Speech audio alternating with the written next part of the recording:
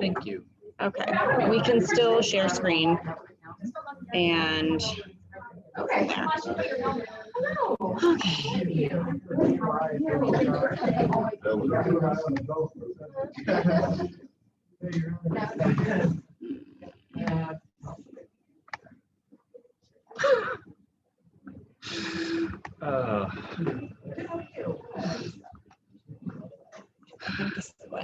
Great. Hey Doug, is this the screen that you were going through? It was just filtering through this screen. Different screen. PowerPoint, real estate. Okay. Okay. Oh yeah. Well, do you though? Yeah, if someone's going to watch, we want them to be able to see him also.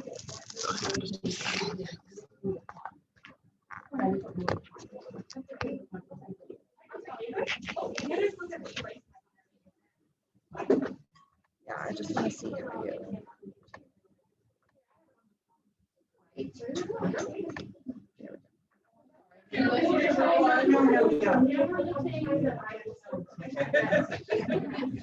He's running out of USB things.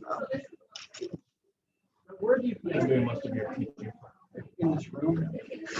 He's going to be, yeah, all over the place. Will you be at your computer? Okay. He's already got a read.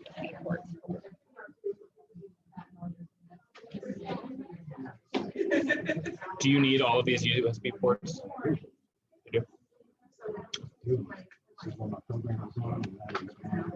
Okay, so he's plugged in to that. But he can't share screen on that. That comes up so odd. It just comes up like a series of pictures and stuff.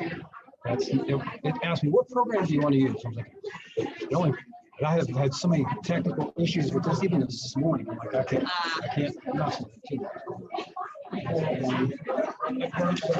What if we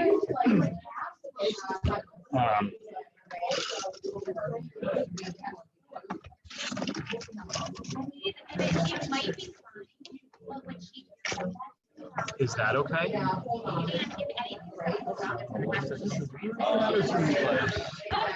Yeah, It's really it's not as That's why I started a nonprofit company. And because of COVID, I couldn't go in because they should use by Zoom. It's all the company with the government.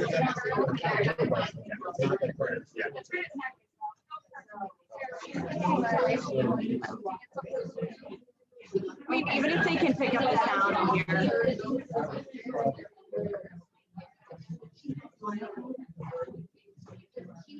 Can you hear all right on the Rachel or Corey? Yes, I can hear you. Sorry. Okay, no problem.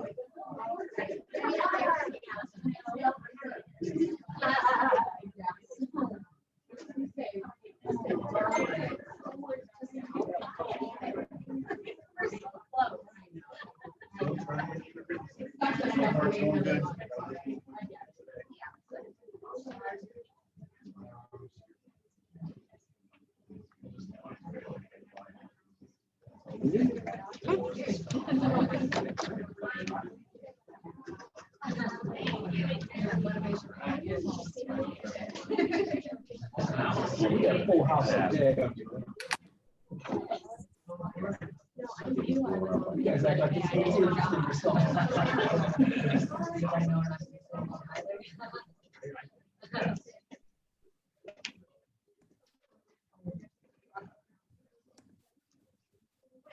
No.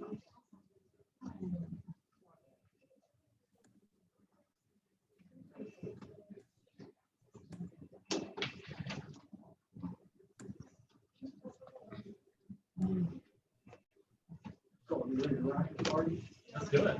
Do it. All right. Good deal. All right. So, how many of you have not taken one of our classes before?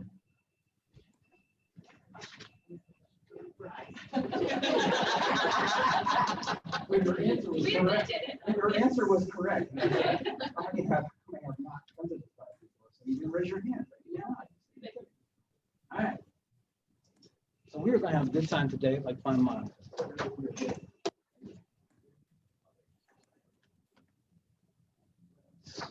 Get this off here.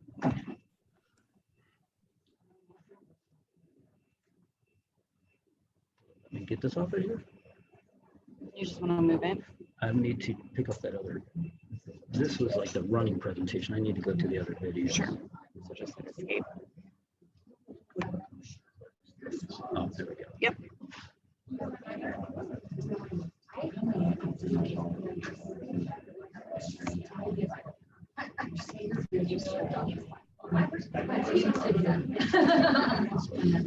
Okay.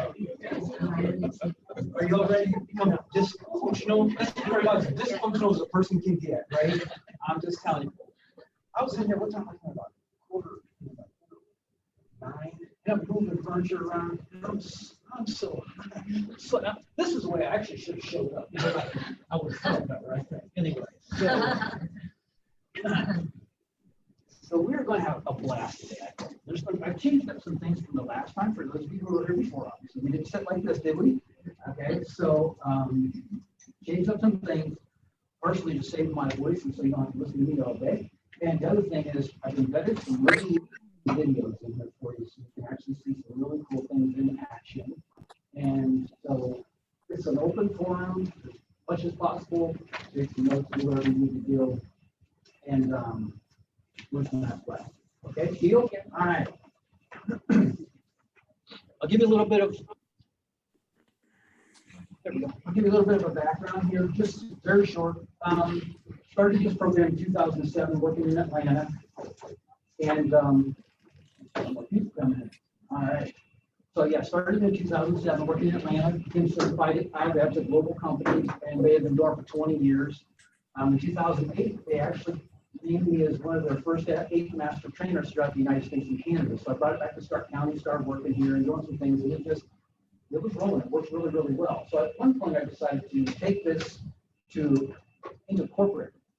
How many people love corporate? Great, huh? So I thought, let me try that.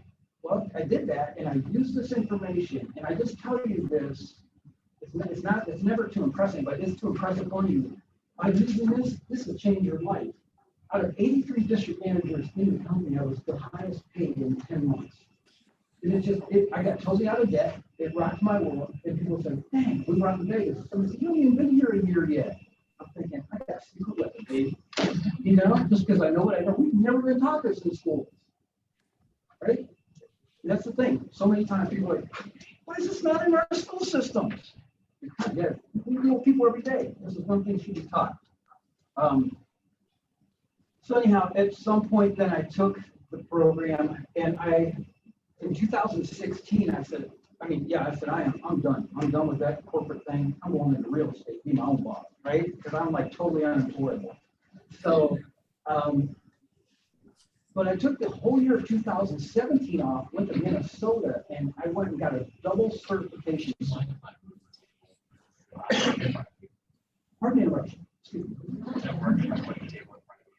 We're having audio challenges. Can you do that? You keep talking. I'll do it. All right. So, so what I did was I took this program and I developed a nonprofit company for school systems to help teachers and parents and students. And it's a game changer. Sorry. So enough of that. So there's a video coming up. You need to wait a second on that, Mark.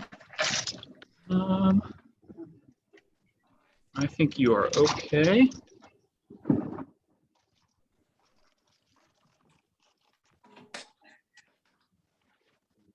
I think we're good. Thank you, Brent.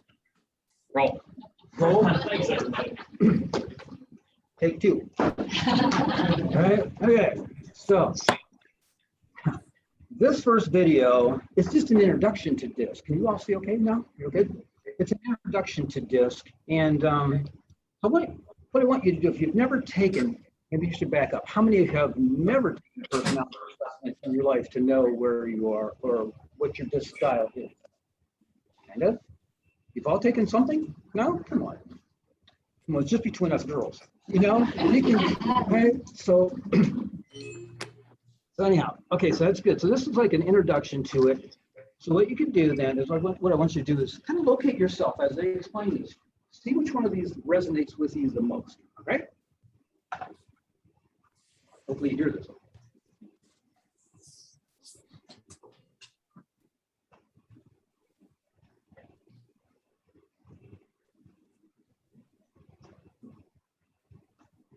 What if people had their needs written all over them? If you knew that this person wanted more independence and that person wanted a bit more reassurance, would it change the way you work together? Would it make your job easier? Yeah, it probably would. But that's not the real world. Or is it? Maybe if you had the right decoder, everyone's needs would be a lot more obvious. It would be clear how to work more effectively together, to be more productive, more satisfied. All you would need is a tool to help you understand where people are coming from. This is DiSC, your decoder. It gives you a way to quickly understand the needs and priorities of the people around you. It describes 4 basic styles: D, I, S, and C. Here's how it works. First, everyone has a dot. That dot tells you your DiSC style. For instance, if you have a D or dominant style, you probably drive toward results, insist on immediate action, and challenge the status quo. Most likely, other people with the D style share your priorities, even though you might butt heads from time to time. Different styles may find this same D approach to be blunt, intimidating, or insensitive. If you have an I or influence style, you probably approach work with enthusiasm, enjoy collaboration, and take quick action. Others with the I style probably find your energy exciting, even if the two of you are a little too optimistic at times. Different styles may find this sort of liveliness and fast pace to be sloppy or reckless. Or you may have an S or steadiness style, which means you like to support people, maintain stability, and enjoy collaboration. People with the S style will probably appreciate your patient and easygoing nature, even if that means there's little sense of urgency. Different styles might see you as overly accommodating or indecisive. And finally, if you have a C or conscientiousness style, you probably focus on accuracy, use your logic to challenge ideas, and seek stability to ensure consistent outcomes.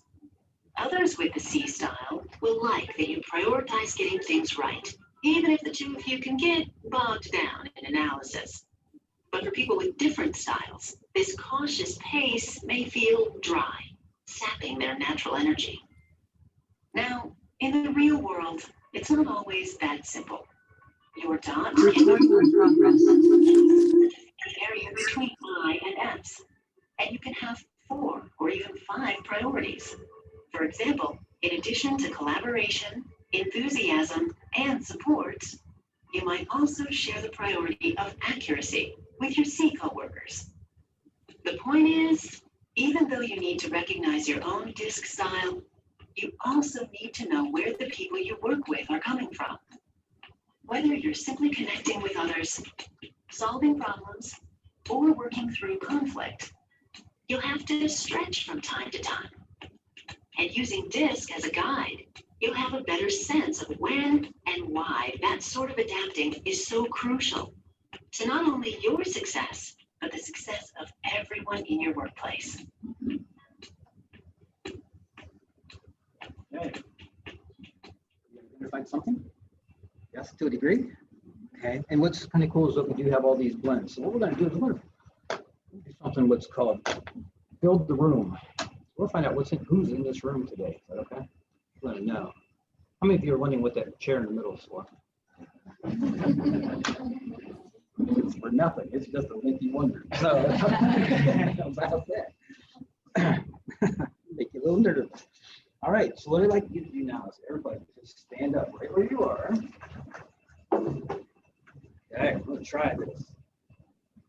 Sam, you have to keep us in order with all these tables in the way, right? I know it. So when you meet somebody for the first time, people say, how is it that you're able to identify people so quickly? Because they'll say, how long does it take? And I can usually, if you've done this for a while, right, you know within probably 15, 20 seconds of a trait, if not sooner. Just depends on if you've been observing them before you even talk to them. Sometimes you can see and you get it before you even say it. You can pick it up on a text or an email, you know. So so we're going to break this up just a little bit. So as you saw in the video, some people they're outgoing. They're fast-paced. They talk fast. They walk faster. They think faster. They make decisions quicker. They're just outgoing. And then there are other people who tend to be a little more reserved. And so those reserve types, they're a little slower paced in what they do. They like to process a little longer, take their time, not so quick to jump into things. So if you're thinking of certain clients that you might be working with, sometimes you just got to give them that time because they don't make decisions very fast at all. And sometimes in this economy, in our market, it's tough because you've got to get them to make decisions, right? It's a little bit difficult. So, but just for our time together today, what is that all about? Oh, okay. I thought that thing just started messing up on me. Okay. You see the pace line here. That's what I look at first. Are they faster paced or are they slower paced? That will tell you instantly. You just kind of got one or the other going here. So just for our time together today, we all have some of both of these in us at different times, right? It depends on where you're at. If you're in a ball game or whatever, kids, grandkids, ball game or something, you're all hooting and hollering. Maybe not so much at the funeral, but unless you didn't like that person. But you know, but just you may have 51%, 49%, whatever it is. If you feel that you're more outgoing person, I want you to move to this side of the room. However you can get here. Walk on the table, I don't care. But you can get to the side. If you feel you're more reserved, I want you to move to that side.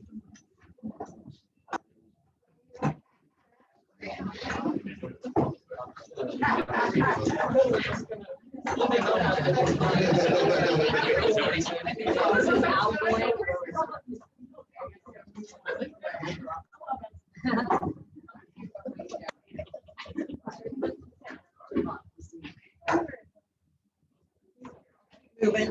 Yes. Ranger? Maybe not right there. All right. Then we break this down another way. So now we've got our outgoing people who like to talk. Maybe you know right. It always plays itself out. That's what I love about this. This is all about human behavior. So it will never ever lie to you. If you learn this and dig in, I don't care what you do in your life, it will tell you the truth every time. So you can start to see that in action already. Some people over there, they like to talk, and other people maybe over here like to reserve. So now we're going to divide the room again, and this is based on preferences. Some people are kind of task-oriented. They like, checklists and to-do lists and programs and graphs and charts. And if I was to call them on the phone and I say, hey, listen, we're thinking about going out to eat this evening. You want to go? Their preference might be something like, I've got a lot of things I need to get done today. If I can get those done, then yes, I'd love to go, because their preference is to get their things done. But if I call the other side, more people-oriented, and I say, hey, we're thinking about going out to dinner tonight. You want to go? They may be saying, well, I got some things that I have to finish up for work, but I can do that later. I'll do that tomorrow, because, yeah, they would rather be with people. So it's a preference. And one's not right or wrong. One's not good or bad. It's just that they're different. So if you feel that you're more task-oriented, I'll have you move to this side of the room. If you feel you're more people-oriented, I'll have you move to this side of the room. Stay on. That's a test. That's my chair. right. So, I don't know, I can go either way on this one. But you would say, I don't know. Just if turn you the volume I've got long enough. So You guys still here?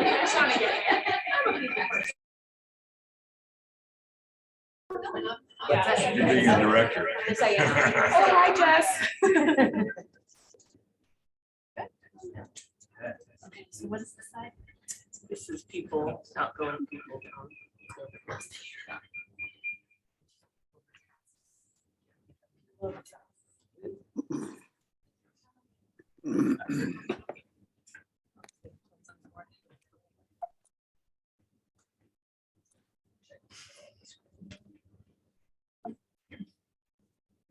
So now I want to pick up.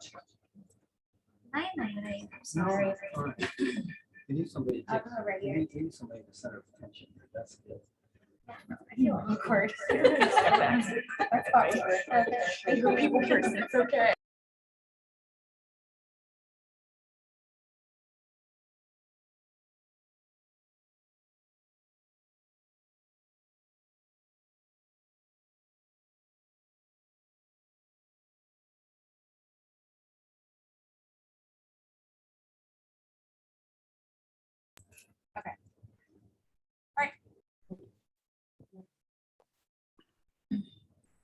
You guys still here over here?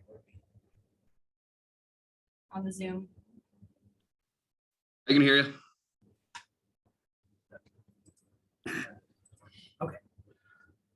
So as we talked about earlier, you can see if you see the pace line in the middle, the horizontal line, that is the first thing to probably look for. Are they outgoing? Are they slower paced? What is that demeanor? And then are they more detail oriented?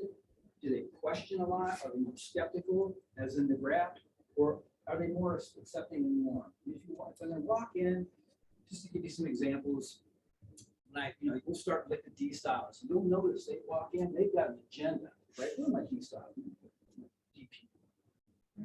Come on, Christian. My DP. Outgoing and task oriented are on this side. Okay. You gotta migrate. I mean, we gotta have some difference. Gina, you're over there. It is a It is, lot. 'cause I- Well, your dot might be in the middle, right? Go for it. Well, I was thinking about Okay. So when you start with your D clients, I mean, you guys know, right? They know what they want. You can book a half hour, showing. It probably doesn't want to take a half hour. They kind of know. But at the same time, I mean, they want bottom line, and sometimes they can be pretty persuasive, pretty demanding and that type of thing, because we're going to dive into the meanings of these even a little bit more, but they're dominant. They're demanding, they can be, but you have to understand, they're so dominant and demanding on themselves. And if you could see what's going on in their head, it's like a massive engine rolling all the time. Sometimes you just happen to hear the muffler. It's really, it bleeds over into your life. And you think, oh my God, it's really pushing, right? So that's how it is. But we're going to learn how to work with them today. For the I styles walk in, they're loving the bling. They like the colors, whatever. I showed a guy and his two daughters. I walked into this house in Maslin. He walks in the door. He's like, I love it. And I'm thinking, boy, I'm supposed to call a realtor and say, hey, what do your sellers want for the living room? I mean, what am I supposed to ask this question? I was like, you want to see the rest of the house? And you bought the thing. You know what I'm saying? It was just like, wow, how cool was that? But they can be a little bit all over the board. And sometimes you have to lasso them and bring them back just a little bit and bring them down to earth. For the S styles, a little more, again, they're more reserved, people oriented. They have the heart of gold. And if you're a high D or I, you must slow down for them. You must talk slower, a little more subtle. Just try to connect, because if not, they will shut off. They will just, and you can't have it. This is a people business, right? We got to connect with people. And they will appreciate that so much more. But if you're a high S realtor, you have to work with a high D style or a high I. You just have to know I have to put my pace a little bit. And it's okay. They're going to respect that a little bit more. Sometimes working with D styles, if you're a high S style, big red splotches want to break out on your neck, because you're thinking, dang, they're difficult. They can be. They want you to challenge them. Believe it or not, they want you to challenge them, because they will respect you more if you do that. They love that. If you don't challenge them, they could view you as weak, or, you know, and they don't, so they want to respect you because they're all about respect, and that's how you have to earn it. So that's that. Then with your C styles, the C's are going to take the longest time in the house. They're going to, right? They're going to look at everything in the house, you know. S's will walk. Is it okay if I open this? You know, you get that. C's, they're open. They want to know. They're curious. They're like cats. You know, they're curious. And say, you know, I got to find out everything here. And they will take the longest time and look at it 2 and 3. I just want to go back into that basement one more time. You know, it's like, oh my God, you know, we're only a half hour past our time here. So just, it should give you some ideas as to these different styles initially. So what I want you to do now, is I want you to find wherever you were, you're sitting here, we got a ton of live styles here, which makes sense. We have a lot of rulers, right? So we're going to have a bunch of eyes, and it doesn't matter where you sit, but wherever you were previously, I need you to move to like an eye section. Let's create an eye section, and we'll create a D section over here. So as the signs are, just kind of find an area so we get some kind of dynamic in the room as the rest of the day. So grab our stuff, moving our chair. So, yeah, moving all your things. All your things. Where are the L's? Sorry. I'll get that out of your way. So figures and Back of the books. Desire to go. Yeah. That's what I said.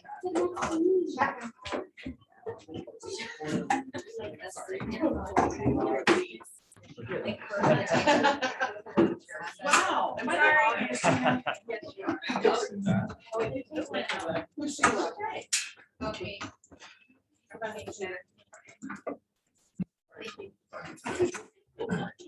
Is everyone straight up?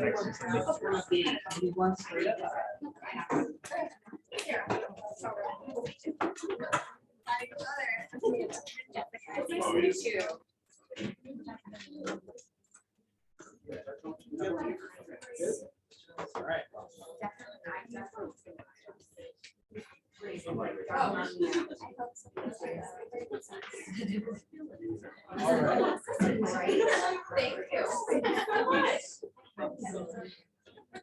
Well, kind of as the video stated earlier, one thing that I've been at places where I'll talk to someone, they're like, oh, we took this at our bank, and you know, ever since I walked out of that place, I felt horrible about myself. Not that. What?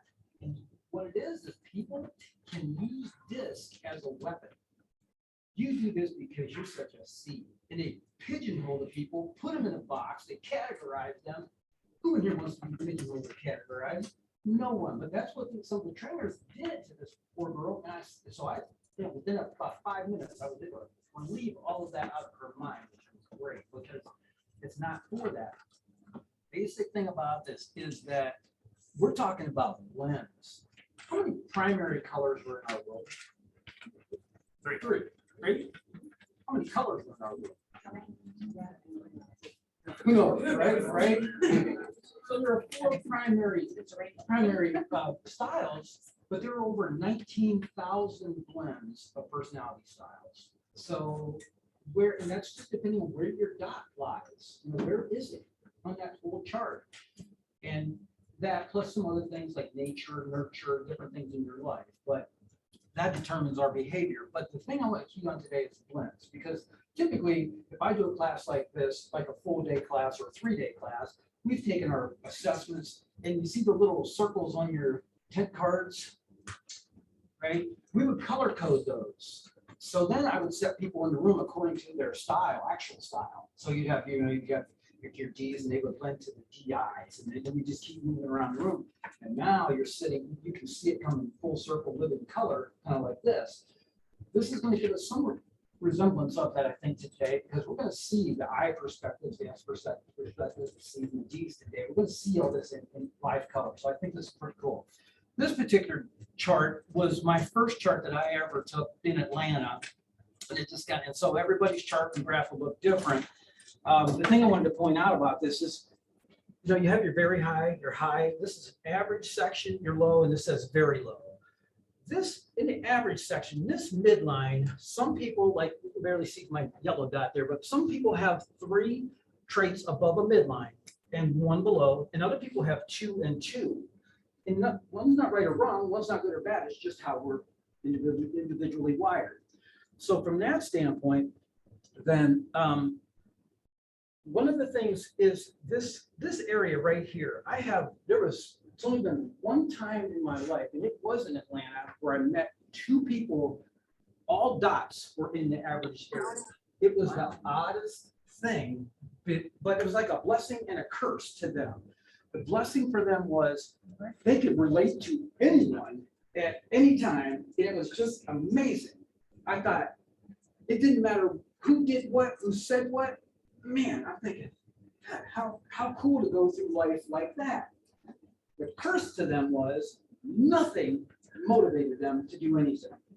Nothing. There was no motivation in their life. They couldn't dream. They couldn't have any aspirations to do anything. It's totally whatever you want to do.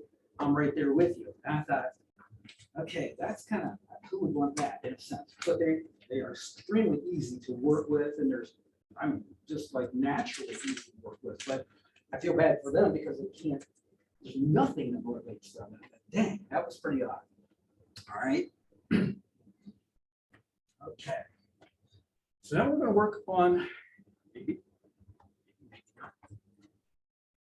I think it's because she just clicked on the Zoom stop, so now you have to put it like back that you're using that. Try again. Nice. Look at that. All right. Let's go back to Where my. should I go? Let's go back to my. Thanks, Sam. What'd you say? I said, where should I go? Let's go back to my beautiful profile here. And so we'll open up this. So in the middle of, does anybody need pens? You all have pens or something regular? Your pen? I'll take care of it. I got one here.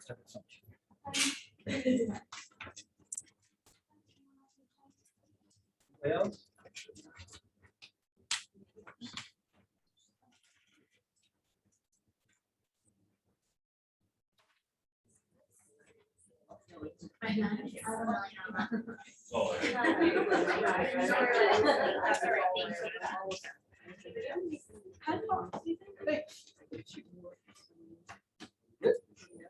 All right. Okay. So in the middle of the page, you'll see the DISC, and is there a spot in there? I don't have this. So you see the percentages around there? All right, so this will give you, here's the percentages. So this line helps you too as you're working with people. So if you want to fill in the percentages around here, so the D styles are the least amount in the world. They're only 10%. And I think it's a good thing, they're trying to kill each other, right? And then the I styles are 25 to 30%. And the S is 30 to 35. They're the largest group in the world. They're just one of the, I don't know, they're not the largest group in this room, but we are in sales, right? So, but usually when we do sales meetings, like I did stuff at Wake, and I mean, that whole room almost slanted to one side. And we were on the second floor. I thought, I hope there's enough security under this floor. And then C style is 20 to 25. And the importance of this really is when you think about this, if someone has a DC blend, they're more task oriented, and sometimes not so people oriented.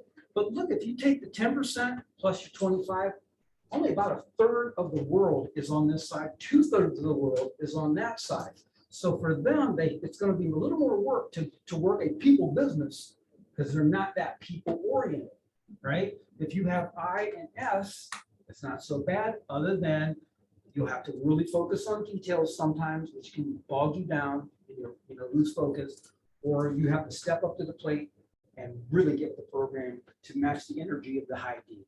Does that make sense? Okay, any questions on that? You good? Any experiences you want to share? You good? Okay. I have one. Good. Sorry, Gina, she's already looked over the top. My husband's definitely a D, Okay. and it's funny because like I'll say like, oh, for our anniversary, let's do this or whatever, and I'll come up with the reasons why this and the reasons why this, and I'm kind of a CS, So the one day I was like, okay, so what do you want to do? And he goes, you didn't give me a good presentation. And I said, what? He goes, well, normally you would tell me all the good things about this and all the good things about that. And then I would make a decision. And I was like, I just couldn't believe it because I was like, once I took this, or not took this, but took the test, I was like, oh, it's all explained. Told on your husband, didn't it? Yeah, well, no, I mean, he's like, D, and he was just so surprised I didn't present what the different things, the options that we would do this or this, you know what I mean? He just, I thought- And there's this video coming up that you'll sense that between D and C working together. Okay. So that'll kind Yeah. of help you out there too, okay? All right. Let's talk a little bit, let's do a little bit of a deep dive into each one of these personalities. So for the Ds, this is the fill in the blank thing, and I'll throw in a few little stories with it. But the Ds, they are dominant. First word is dominant. They're like, be a leader, be a follower, get out of my way. I got things to do, places to go, people. See, what are we doing? Let's move. Come on. Wasting my time, right? They're direct. Along with that. So it's like, you know, speak up or shut up. Where are we going? You know, fish or cut bait. We need to move. They're very direct. Other than me, I'm a D, but I'm not like that, right? Never mind. What is the answer? Wow, tough crowd. All right. Next, they are demanding. Very demanding. Like I said earlier, you hang around them long enough, they big red spots break out of their neck. You're thinking, dang, all right. Next, they are decisive. They can make decisions quickly because they're outgoing. They think quickly. They're very witty. Is your husband pretty witty? Yeah, you get with the witty program, right? I have to watch Gina a lot of times too. So, next, they are determined. They're very determined. They may be lost on the trip, but they're making good time. That's all that matters. Okay. So if you're with your husband, these people, you're traveling with a high D, the things you need to understand, man, you need to get your bladder in sync with the gas gauge. All right, I'm just telling you. All right, come on, because man, that's the worst thing in the world. It's like, I gotta get, oh my gosh, I still have half a tank. So they pull over and you're gonna do whatever you gotta do, and that they're thinking, I gotta do something. And so I might as well just get gas while I'm here. So I don't have to do this again. And the whole time they're standing there, they're thinking, all those cars I've passed, they're all passing me. You know, it's like, and they're all frustrated, you know? So it's just like, so yeah, this gets a little tough. Next, they are a doer. Oh, they are a doer. Man, if you want something done, you give it to a D style. I mean, their thing is, don't talk about it, just get this done. All of these styles have some type of a downside, I will say, or something that we need to watch out for. For Ds, they can be defiant. They can be kind of defiant if you're not careful. My friend Dr. Rome in Atlanta, his daughter was 12 years old, and he just struggled. He's a high ID. It's all about being a part of people, all the fun things in the world. And his daughter was, he said, she came into this world and I was scared of her from birth. I mean, there was something with this kid. I thought she was possessed or something. But anyhow, so she's 12 years old. He's working with this kid. And a friend of his stopped over and said, you know, they got talking about her, and he said, well, so you're having problems with Rachel? And he said, yeah, I really am. He said, well, let me ask you something. What about like bedtime? And he said, oh my gosh, bedtime was like the worst. He said, why? I mean, what do you say? He said, I just say, Rachel, it's 10 o'clock. You need to go to bed. He goes, oh. He said, that might be what you say, but that's not what she had heard. She hears, you want to fight? He said, how do you get you want to fight? I need to bed at 10 o'clock. And he said, you don't understand D styles very much, do you? He said, I guess not. And he said, and Dr. Rome he's so likable, obviously, with a high I. Unlikable people, right? But he's graduated from 5 colleges. He was a principal at one point, but then he went to 5. He graduated from 5 colleges. He said, I learned more and more about less and less until I know everything about nothing. You know, but anyway, he said, this guy made this statement. He said, it changed my world. This is in the top 5 statements in my life. And he said, you need to, he said, you just need to learn to say the same thing in a different way. And he said, that night, he said, I remember we were sitting at the dinner table, and he said, Rachel, you know what, tonight? He said, you know what, I've been thinking about this. You can be in charge. He said, you know, go to bed whenever you want to, but you know, 10's the limit. And she said, okay. He said, she just kept eating. And he said, this isn't gonna work. And he said, about 10 minutes to 10, she went upstairs turned off the light, went to bed. He said, my jaw hit the floor. He said, you know, I've been fighting with her all this time. And it was just, I had to put her in control. She's a D. You can't take that control away from D. You take it away, you got a fight on your hands, right? So don't take that away from your clients. And don't try to coddle them. Don't, man, they're gonna hate that deal. You know, it's like two beta fish, right? Fins are gonna fly. So that's what that is. Sometimes I have told this story.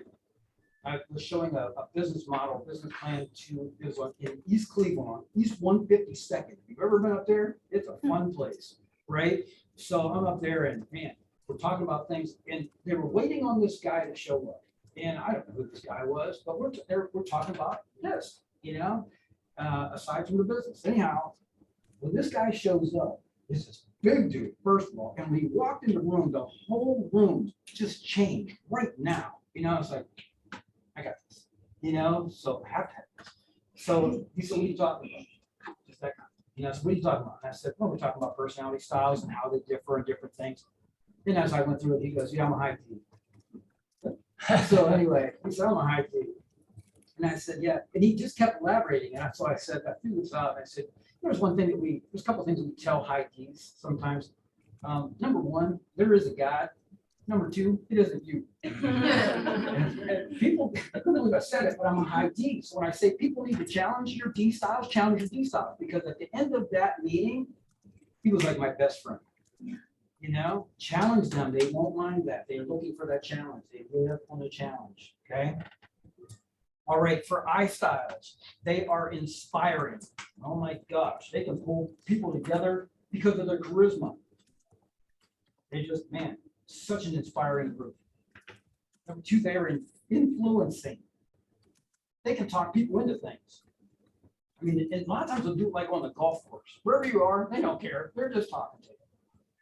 Hook up with golf for you. All right, so next they are impressionable. Impressionable. The last thing they did impresses them the most. That's the last movie I saw. That's the best movie ever. Oh my gosh. You know, last restaurant. Oh my, you gotta go there. That was the best movie I ever had. Last book they didn't read. That was the best book ever. So whatever. Interactive. Next one is interactive. They need interaction with people. When they get stressed out, if they need to be around their friends, because that just gets them out of their funk. That's really cool. They need interaction. The next one, they are impressive.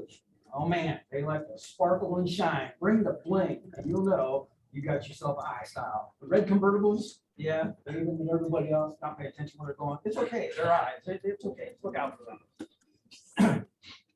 Next, they are involved. They love to be involved. Yeah, man, count me in, man. Sign me up. I'm ready to go. Let's go.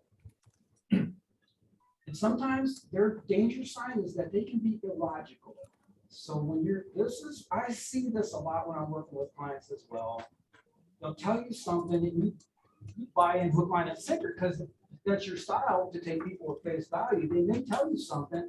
It could be an exaggeration. It could be just a thought. Like somebody might say, we're moving to Chicago. No, you're not moving anywhere. You just wanted to hear how that sounded. But that's just how that rolls, right? So sometimes with the eyes, handle them a little differently. Just understand. Sometimes they think out loud. They do everything out loud. Okay, so this is how they roll. Okay. For the S styles, they are supportive. This is our supportive style. They love to help and support, and they do not like to be pushed.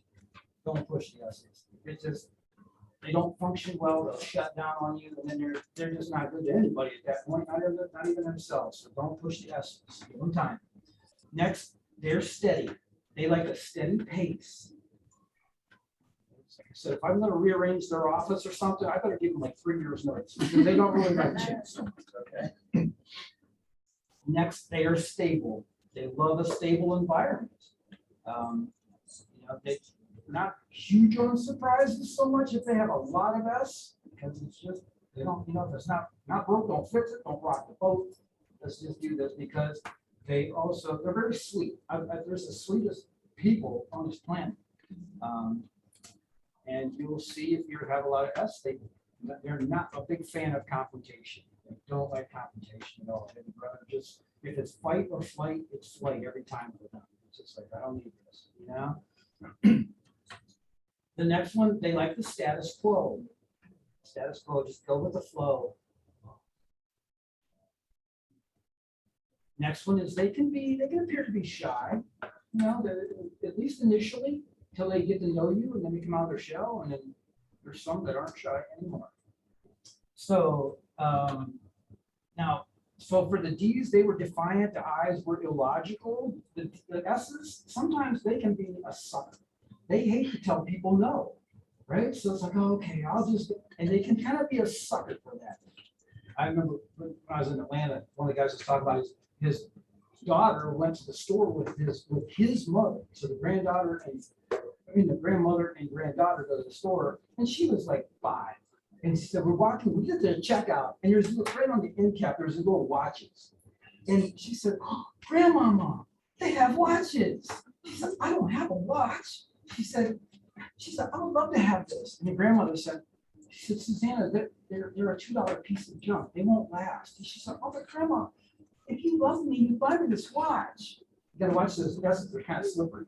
So the grandmother broke down, she bought the watch for her, and the next day, Susanna was whining and the stem broke. And so Susanna began to cry. And so the grandmother thought, what a great opportunity to teach, have a little learning experience here. So she said, Susanna, I told you that was a $2 piece of junk. You should have listened to me. And Susanna said, yeah, but I'm a little kid. You listen to me. That's why we have this problem. So, yeah, that's a little. Okay, so for the C types. I should have been flipping it, shouldn't I? I've been slacking. Oh, there's our I. There it is. Come on, S's. All right, now for the C types. That look. All right, they are cautious. C-A-U-T-I-O-U-S, cautious. They are calculated. C-A-L-C-U-L-A-T-I-N-G. Right? Anyway, so many people are thinking, they should have been spelling all these words, man. There's a lot of misspelled words in this room. I know there is. And I'm gonna check them at the break, right? Yeah, that's the thing. I'll help you if you need to. We get it, that's right. Huh? We get it, that's See, right. look at that. Oh, prizes already. These are things. Who cares? Just get moving. I was thinking, what? Okay, next one. They are competent. They are very competent. And they're generally very efficient at what they do. So you've got to appreciate the C's as well. Next, they are contemplative. They like to weigh things out. There's some C-type questions that I thought was kind of interesting. It's like, you know, why doesn't glue stick to the inside of the bottle? You know, why is the word abbreviation? Why is it so long? You know? I mean, why do they call them apartments when they're all stuck together? Right? There was another word for thesaurus. Doesn't always get to me. I still want to know this, but like when it rains, why don't sheep shrink?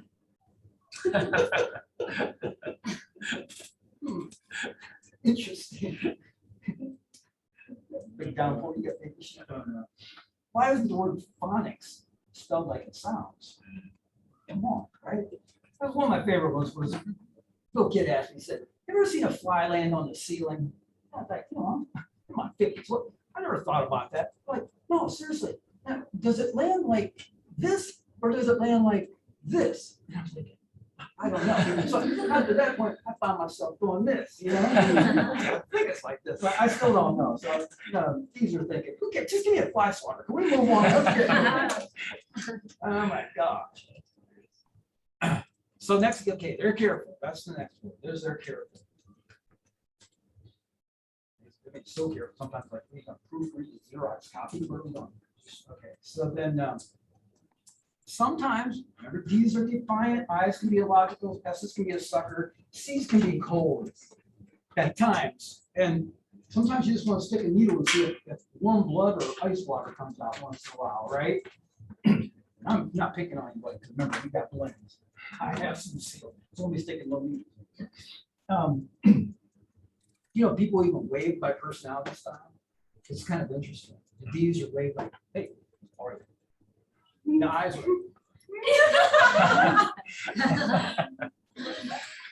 The S is way like.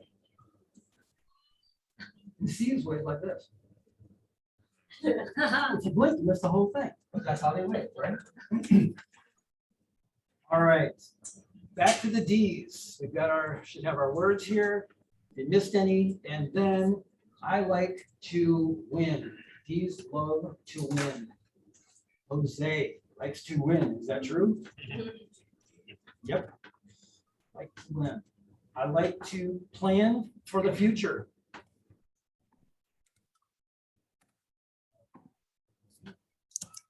I like new ideas. These styles, I like to get results. Results are just huge. And if you waste their time, that cuts into the result time. I like to be my own boss. I told you I'm unemployable. I rope burns around my neck from that. I like to move fast, very fast paced. And I like a challenge. Can't see it on this board, can you? I like a challenge. One of my favorite things, I've used this many times, I just love it. So sometimes you get people who want to get into the story. So I'm thinking, listen, if you got anything important to say for training's sake, just start at the end. You know? Come on. Right. Get to the point. The happiest day in the parents' life of the D style is when they moved out. They get their house back, right? The D's took it over. They when they got their house back. You've all seen this commercial, I think. Let's give this a shot. Uh-oh. Where's my phone?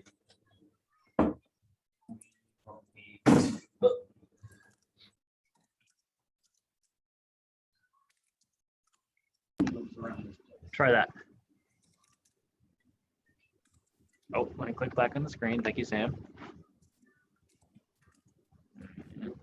Will you turn the volume down on?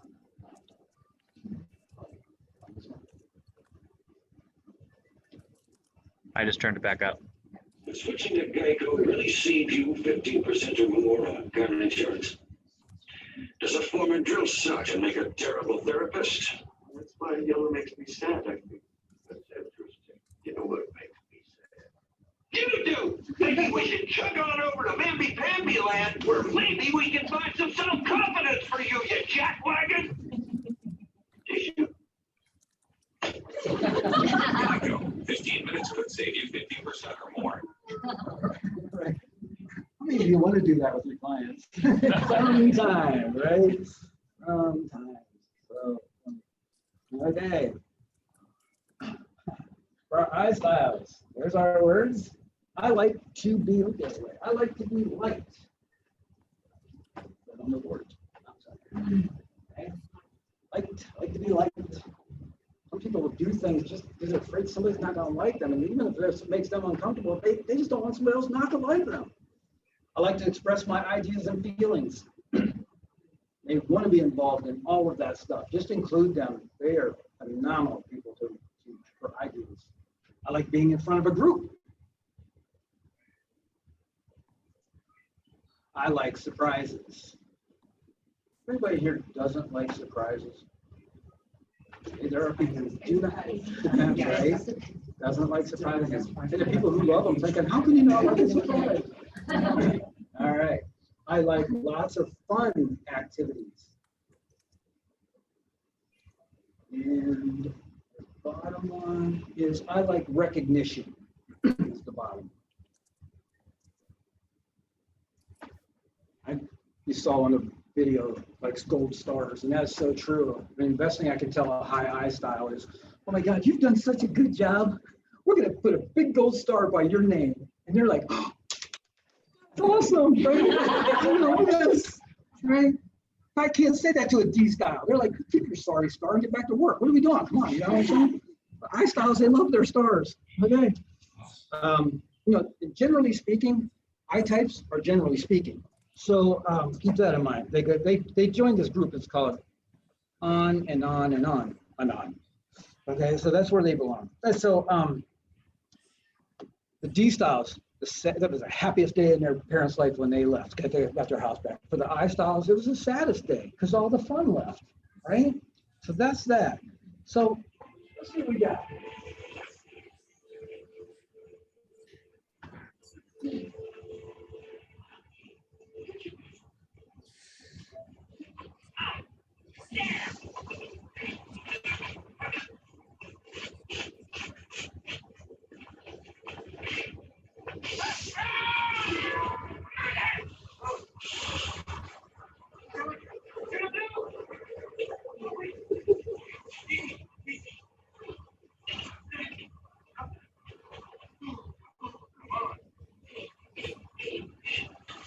My God, caught it. Oh, God. This sounds like for a program. God, it's out here.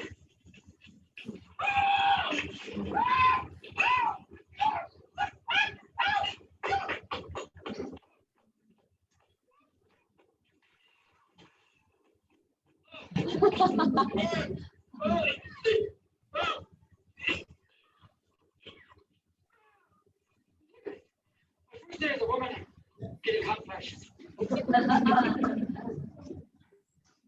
Oh my God. All right. For the S styles, I like to be accepted. I love acceptance. Just make them feel welcome. I like teamwork and cooperation. Typically, S's don't want to lead.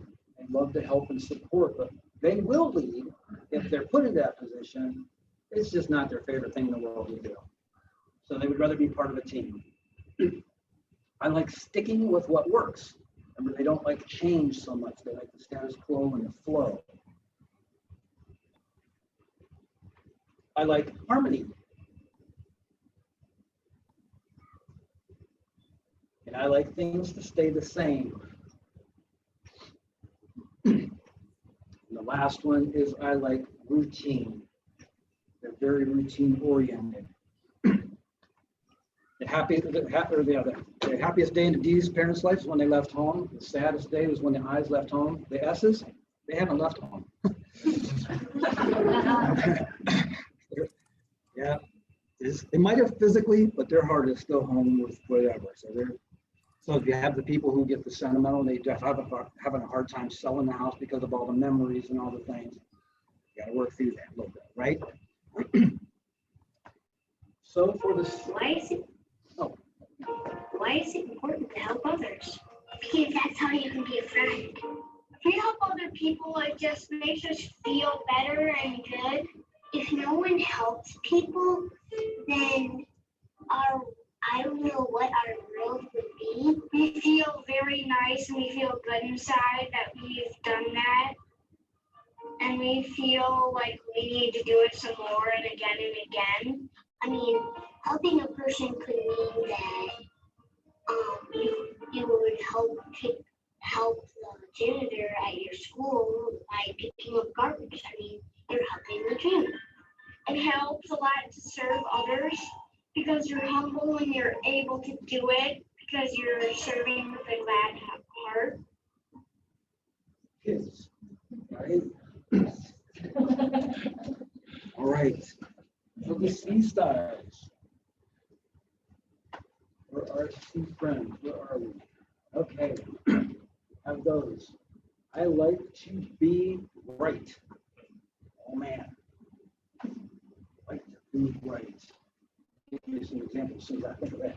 Okay.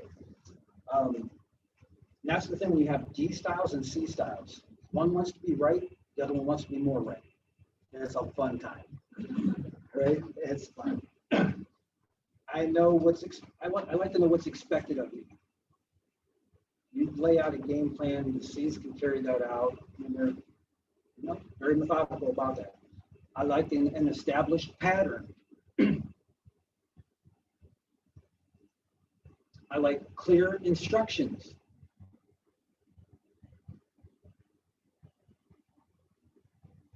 I like finishing what I start. And I like organizing things. I say some people have filing systems, and other people have piling systems, right? Some people have sock drawers, and other people have sock houses. Just don't know. I saw this cartoon one day. I thought, this is so true. A high C. He said, I really don't believe in relationships. I mean, I once worked with a guy for 3 years, never knew his name. Best friend I ever had. Right? I went to this, you know, how they have the self-help things in the store, you know, books. So I said, can you tell me where your self-help section is? He said, if I told you that, it would defeat the purpose. Wow, okay, whatever. Yeah, right? It's like, wow, it's over there. So, happiest day was for the D's parents. Saddest day was for the I's parents. The S's, they never left home. The C style, they bought their parents' home and they're now leasing it back to them. Okay. So y'all could appreciate this.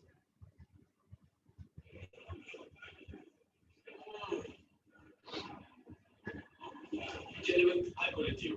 The worst tapioca pudding is better than the best pudding of any other flavor. First off, that is axiomatically wrong because the best pudding is chocolate. Secondly, the organic structure of tapioca makes it a jiggling bowl of potential death. It is extracted from the plant. I was thinking of growing a mustache. No kidding. Fu Manchu, handlebar, pencil? It's extracted from the plant. Oh yeah, you know, George Clooney has one there. Really? I once saw him shopping at Ralph's. He was buying tequila. Oh, you think a guy like that would have some kind of cruise line?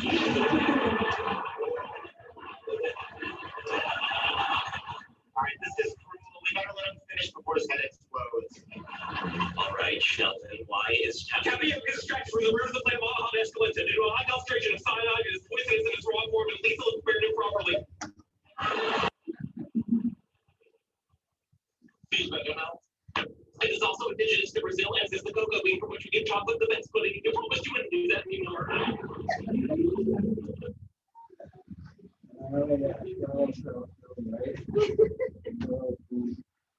All right. Do you take a break? Where you need to go? Get your bladder in sync with the gas gauge here. You've learned, right? No water. Right. Couple minutes. Yeah. Okay. Let's do that. All right. Lift the legs. Got it too. My mother wants it. The kids would not get bottles of water, they would get frozen bottles of water. You can drink it as fast as it does.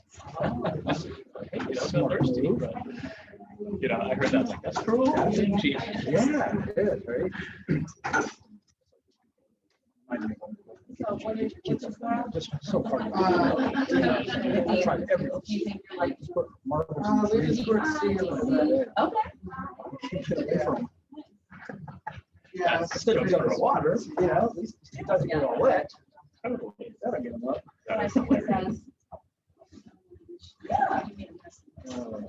So far, so good. Yeah, great. When I first was store manager, I was like a high. And then when I took it here, I was a high. So I got nicer. Even at our age. But yeah. Well, How many times have you I really. Oh my gosh, okay, wow. Yeah. Ones I had to see like Mesa. I went to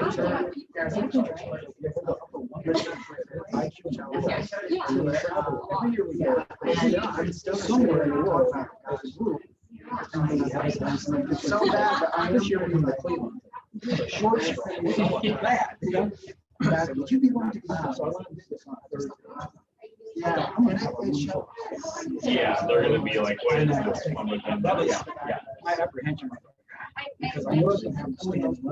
Yeah. And I do typically I'll do a little more talking during that part, then we go through this. And anyhow, there was enough of each in there, so you get the dynamics here. And so that was on Thursday. They got there on Sunday and they left on Saturday. And I got a call next Sunday. You got invited to something Saturday. People were so busy about that class. As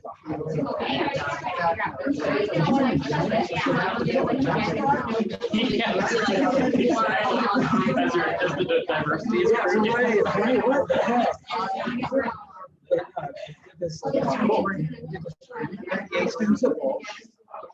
Like right now, I have an open invitation to teach throughout Akron.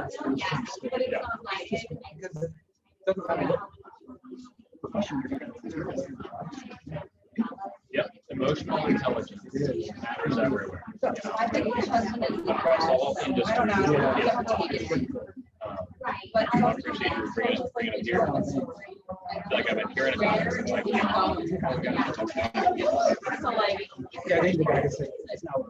yeah, oh gosh. My rose color. Yeah, last time I made like these banners. I made the banners. So I bought the little.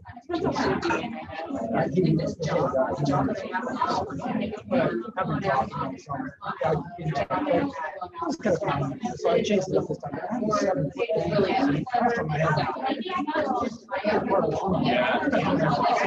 Let's do it this way. Break up the run.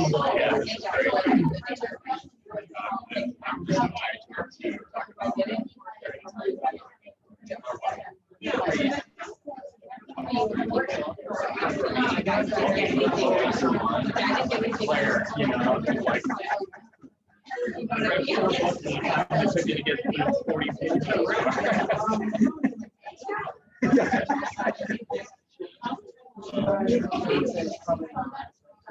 So this next segment, go first, is actually added. I've never.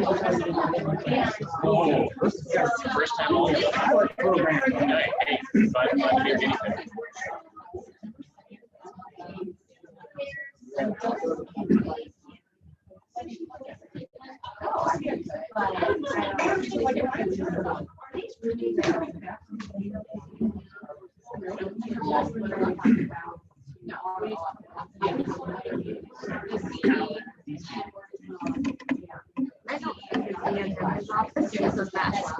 you, so like, yeah, like, I feel, like, do you guys feel that when he talks about it?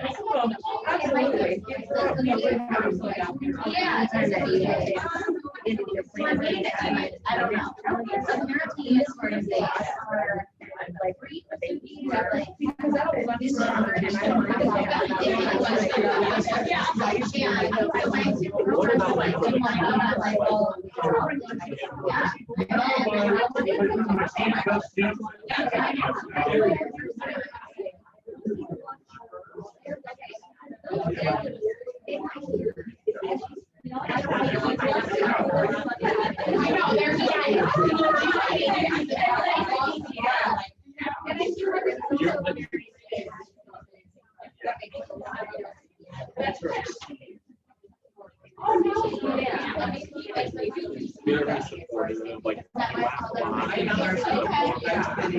Very supportive,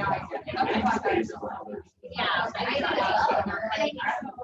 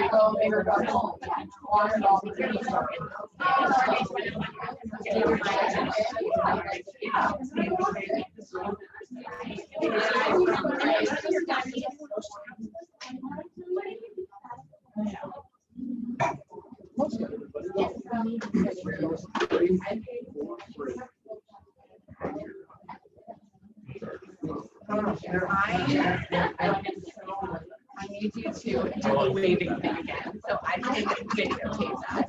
That, yes, I need to know the waves. Please do it. It's so funny. I was dying.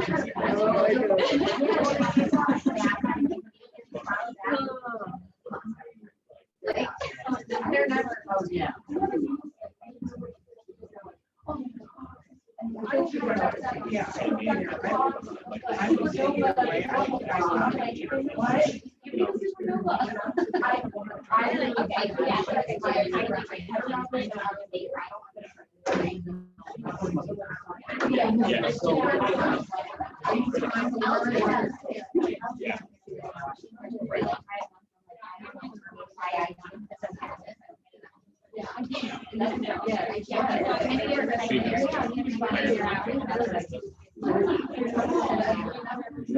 We can get started a little bit here. So it's like halftime a little bit. So any takeaways from the first half of it?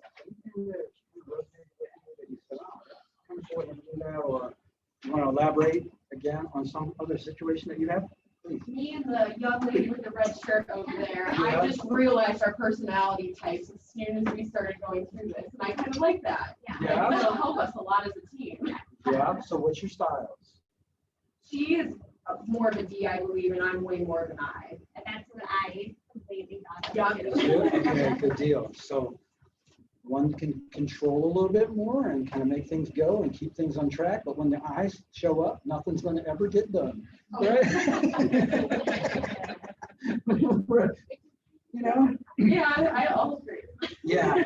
You get to talking about something you were supposed to get together and talk about, and after an hour, it's like, we never did get to that subject, did we? Because you talk about everything else. That's the truth, because you have so much fun. Oh, cool. Good stuff. No one else recognize anything that you was like, oh, this is cool. Maybe you see a blend or a segment of you that you that maybe at least gave some awareness to you about. Hmm?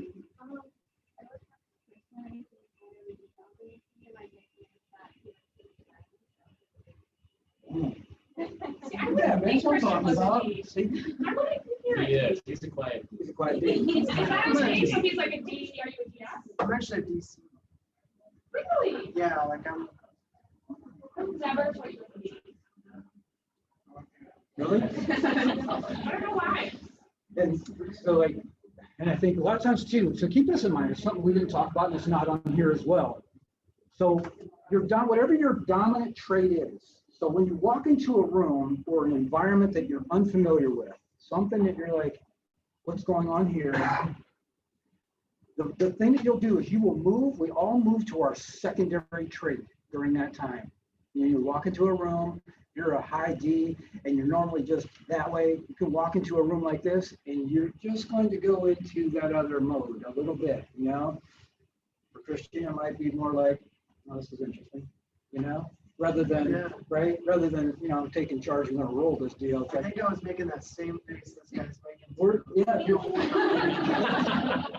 And you're sitting like he is right now. See what I'm saying? Yeah, I was looking over here. This doesn't lie ever. We haven't scripted it. You know, we haven't scripted this, have we?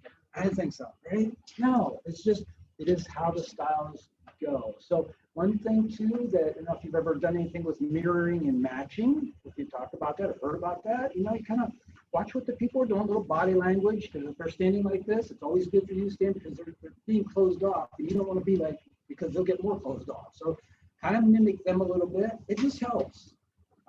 Anything you can do to connect is just going to make your job so much easier. All right. This next segment, tell them Mark, this next segment, I've had these videos for, oh, I don't even know how many years. I've never used these videos in any of the training. So you're going to be the pilot program for this. How's that? Okay.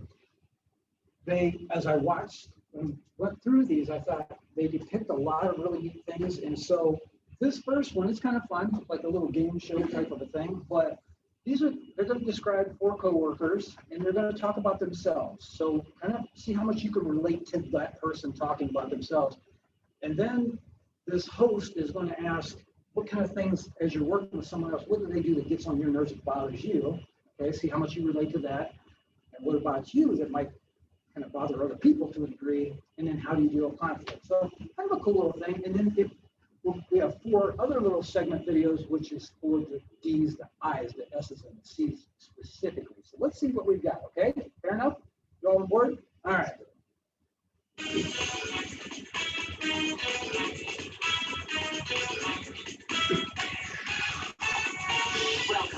Welcome to Choose Your Coworker, the game where you get to decide who you want to work with.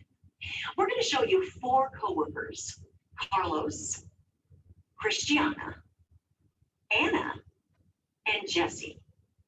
You have to decide who you want to work with the most and who you want to work with the least. It's that simple.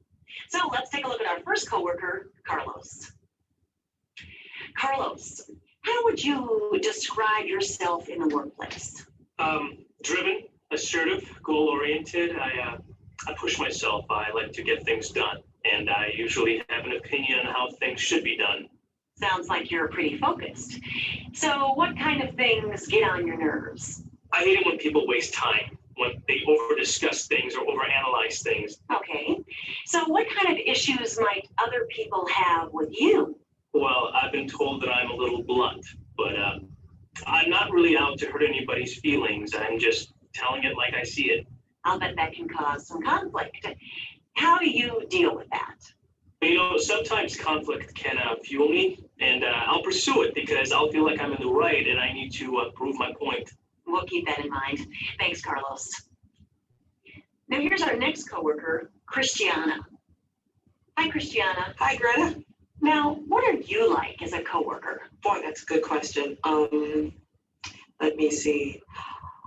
Patient, friendly, helpful. Okay, and what else? I'm someone people can get along with, easygoing, work well on a team. So you're easygoing, but is there anything about other people that bothers you? Any pet peeves? Bullheadedness, a lack of concern for others' input. That's great. So now let's flip the question around. What do you do that bothers your coworkers? I have heard people say that I can be a little wishy-washy, and that's true. I can be kind of indecisive. It's just nice to hear other opinions before you make a big decision, you know, to make sure that nobody's going to be upset about it. So what do you do when people do get upset? How do you handle conflict? Conflict. I don't really like conflict. It's not one of my strongest suits. I diffuse the situation. I never really go head on with anyone. I just try to do my best to smooth the waters. Well, thanks, Christiana. Now, let's take a look at our next coworker, Anna. Hey, Anna. Hey, Greta, how are you? I'm good, thanks. So, how would you describe yourself in the workplace? I'm energetic and high-spirited, and I really like talking to people and getting to know more about them. I really like bringing people together, you know, like as a team. So it sounds like you're a people person. Is there anyone you have trouble working with? People that just let things fester, like if they have a problem, but they won't talk to you about it. And so instead, they bring the whole office down into this deep hole of depression, and you don't know how to deal with it because they won't talk to you about it. And what might be hard for other people about working with you? Well, I think that because I can get pretty excited, people might think that I don't take things as seriously as I should. And maybe I can get a little too social at times. Like I'll get started talking in a meeting or something, and before you know it, the meeting's over. Sure. Okay, Anna, now tell me how you handle conflict. What do you do when things get tense? Well, I try to make light of the situation first and hope that helps. Because if I have to get involved, then I'm going to get emotional. And sometimes I take things just a little bit too personally, and I say things I wish I hadn't said. Okay. Well, thanks, Anna. Sure. And then we've got one more coworker, Jesse. Hi, Jesse. Hi. So how would you describe yourself in the workplace? As reliable, that if there's a deadline, I'll meet it. That if there's a budget, I'll come in under it or at it. That I'm just very reliable. Now, Jesse, I've also heard that you're pretty private. I prefer working alone. It allows me to focus and get more done. Okay, but when you do work with other people, what bothers you? I don't like people that go off of schedules or are late. I don't like people that don't have their thoughts organized before they meet with me. Things like that. Now, along those lines, what about conflict? How do you deal with that? I separate myself from the situation. I'm not comfortable with all that emotion. Once I have some distance and I can look at it rationally, separate the facts from the feelings, then I can come up with some solutions. I just need more information. But sometimes I just totally withdraw and refuse to talk about it. Well, thanks, Jesse. Well, there you have it. Those are your 4 coworkers. Now it's up to you to choose. Who do you want to work with the most? And who do you want to work with the least? Carlos, Christiana, Anna, or Jesse? Take a moment. Make your decision.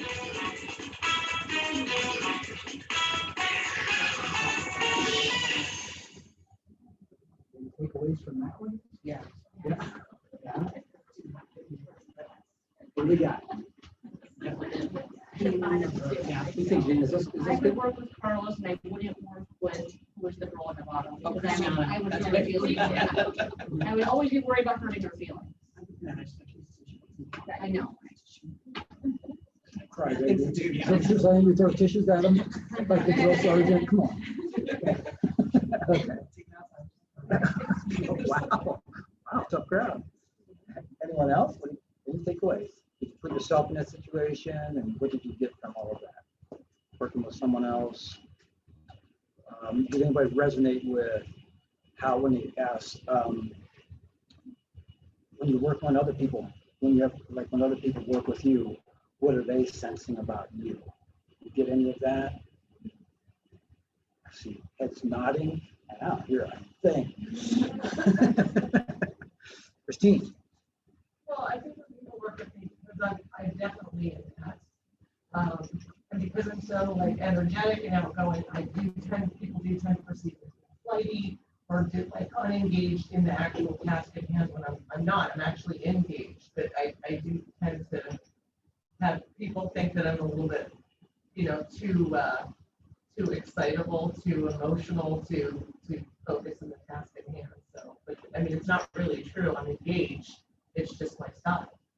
And people don't know who Christine is. I invited her. She's thinking about becoming a realtor. So how goes that, right? So I think that's pretty neat. But the thing I know about her as well is we talk about personalities all day. And then sometimes there's more to personalities. Obviously, we have the nature part of it, then the nurture part of it, right? How we were brought up, what environments were we in? And background, was your dad from Sicily? Okay, and then you grew up more like New Jersey. So you think that might be different than like San Diego? Something a little more, right? So for high S, I know that Christine, she can be a vocal high S, which was interesting because of the nurture in her life. Is that interesting? Is that cool? It's kind of, I'd love to point those little things out as well. Who else? Got something else from this? So when I was teaching in Fulton City, I know some people kind of think I'm defiant because I would stand up for the kids, and some of the administrators want to kind of hide everything going on, where I'm like a child's advocate, so I couldn't do that. So yeah, I think sometimes most of all I'm a doer, very dominant, and I feel like I'm also a DI. Okay. But when it came to children, I was very headstrong. That's what we were talking about earlier too. So when you get into under pressure in an environment that's a call to action, a lot of times while you have the D and the I, you will feel yourself jump to that I to somebody else's rescue, don't you? I know, that is me too. You saw my chart, I'm a high DI as well. So it's exactly how we roll. Kind of interesting. Anybody else? I'm a D, but I hate conflict. You hate conflict? I hate conflict. I tend to still tell it like it is, but I do it in a way that's trying to be as least offensive as possible. Okay, Yeah, but I don't like conflict whatsoever. so you may have some DC. Did you relate to? I'm pretty analytical, but Okay. You kind of remove yourself from the conflict as much as you I possibly do. can? I'll Yeah. withdraw. So they're good. Look at these sitting side by side. They're twins. See what I'm saying? That's kind of how that works. Interesting, right? Yeah. So, yeah, it's like, this is good. I'm glad we set like this just because we can see dynamics too, right? That helps. All right. Anyone else? No? Okay. Let's see what this D style looks like. So working with the D. Okay. Yummy. Here we go.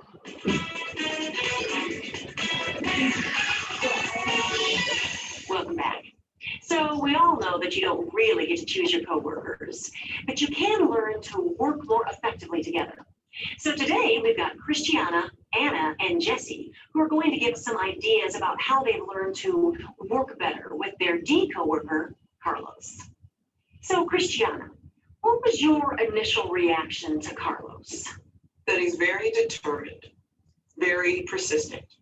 And how did you feel about working with him? It could be a little intimidating. What do you mean by that? Well, it felt like he got impatient really easily. So now how do you handle it when he gets impatient? Well, now I know I can speak up if I feel he's being a bit too forceful. It actually took me a while to realize it, but this is actually what he wants. He's fine with me being straightforward. If I say something, he's usually more than willing to tone down the intensity a bit. Well, thanks, Christiana.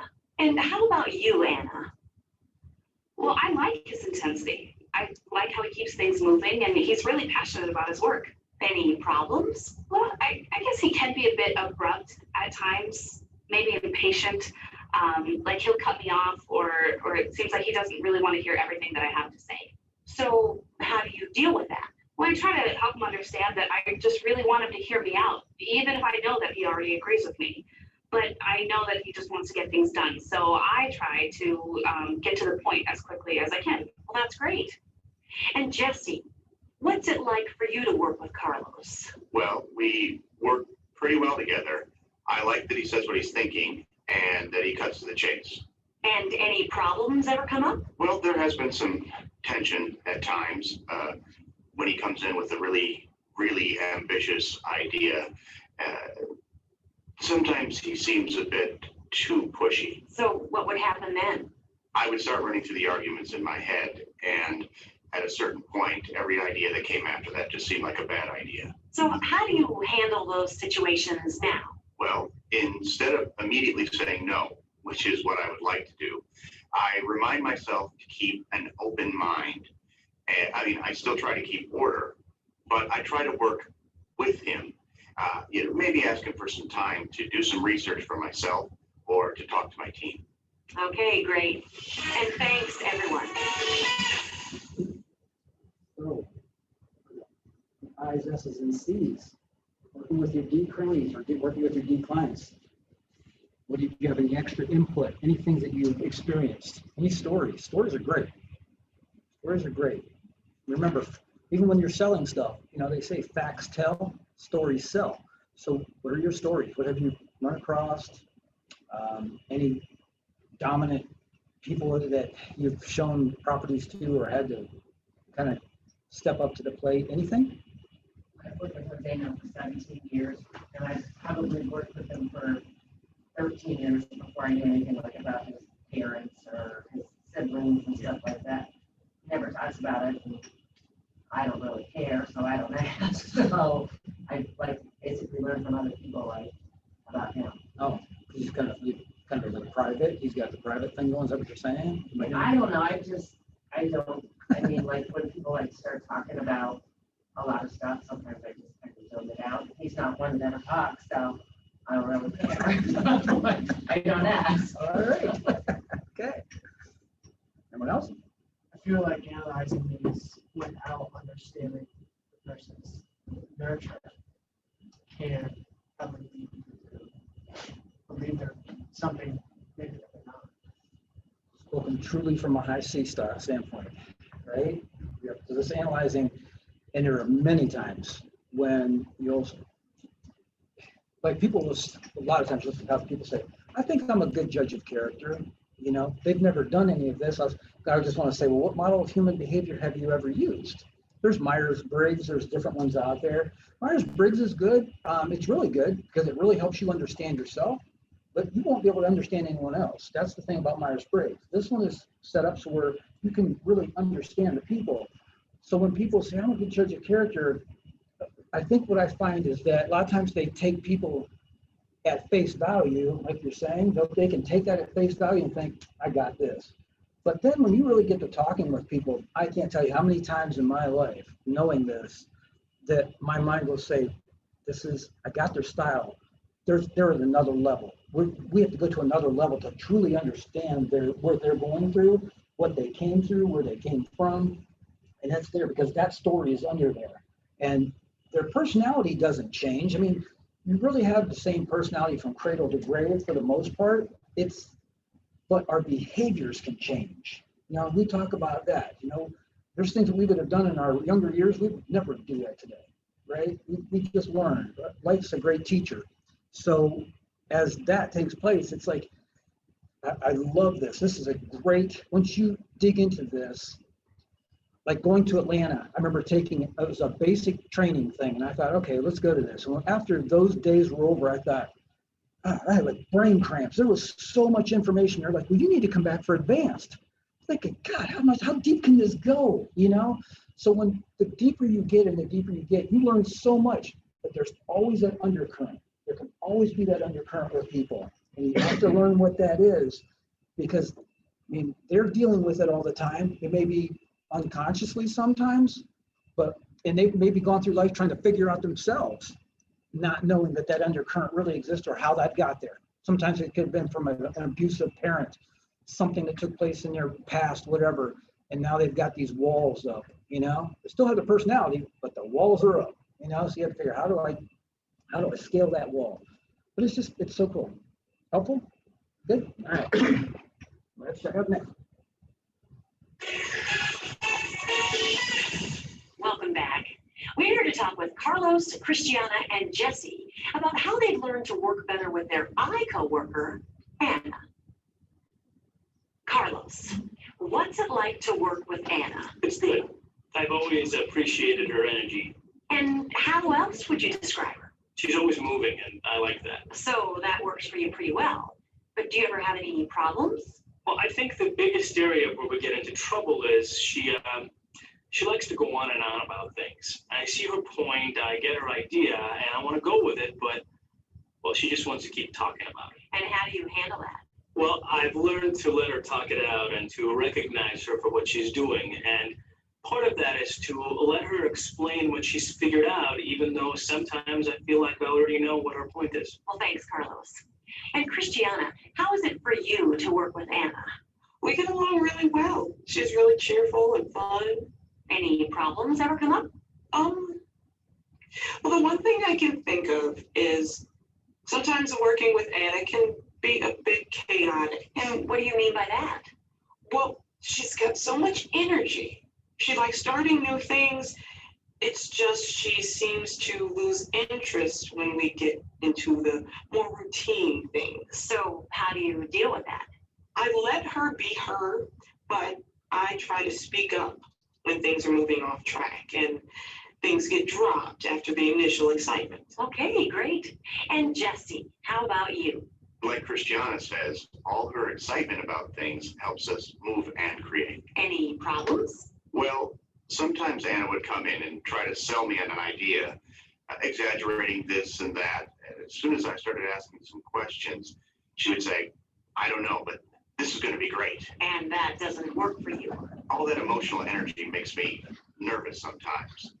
You have no idea where it's going to go. So how do you deal with that? I try to acknowledge her ideas or her frustrations or her excitement.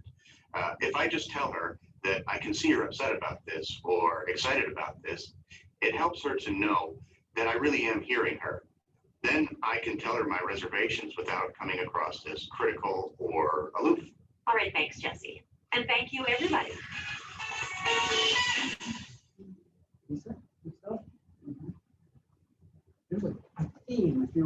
listen to what they're saying when it comes to, so how do you deal with that? These are the things that kind of bug me, but how do you deal with it? And I think in knowing this information, there's a little saying, you might write it down, but it was always that you can't be aware of something you're first not aware of, right? You got to, and so this gives you some awareness of it.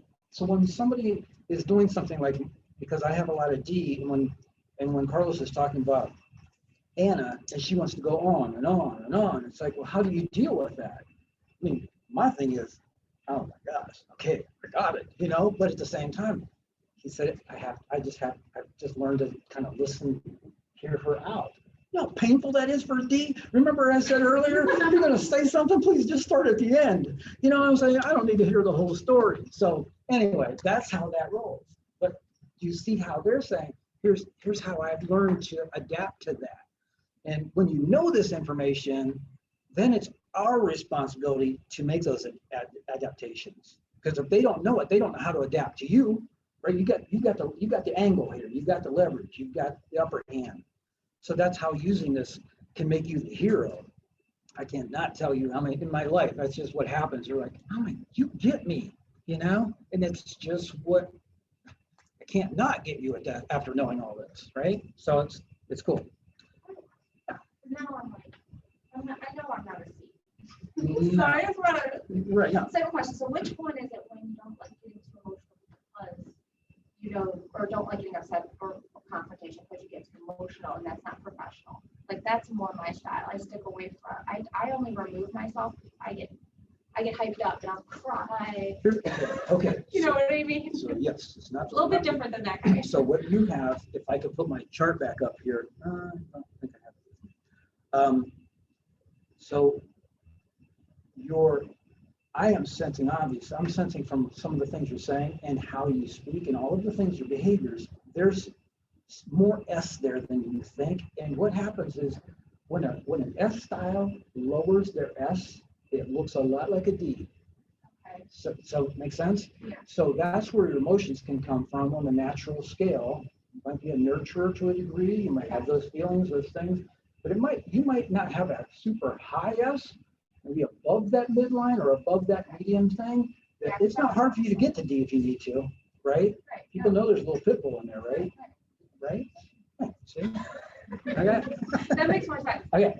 Good. Good deal. Anyone else? Okay. So, Yeah. Go ahead. when we talk about secondary traits, you go to a listing appointment. Are they in their secondary trait or are they going to be? They can be, and I watch for that as well. Good point. And then when you have husband and wife, remember opposites attract. So you have sometimes two. Opposites can attack too. So you got to watch that, right? So you have to watch that deal. So sometimes you have to play to both of them. You have to have a good read on what's going on, see who's in control, and I speak to both of them in their style. I have to do that continually. You know, it's like being a teacher. I think teachers have the hardest job in the world. You walk in, you're talking with 30 kids. They all have all these different blends and styles. And if you go in with a cookie cutter approach, like here's my agenda for the day, you're going to reach a lot. They're going to be like, that's my favorite teacher in the world. And other ones are like, I can't learn anything from this, right? I don't get this. And how many of us have done that? We've been in classes with our friends, and they're like, I can't stand that teacher. Are you kidding? That's the best teacher ever. Because they're speaking our language and not theirs.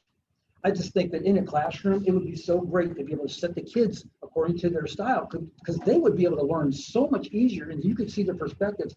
The other thing about that is the bullying would go away, because now you can learn to appreciate all of them instead of saying, what's wrong with you, right? That type of thing.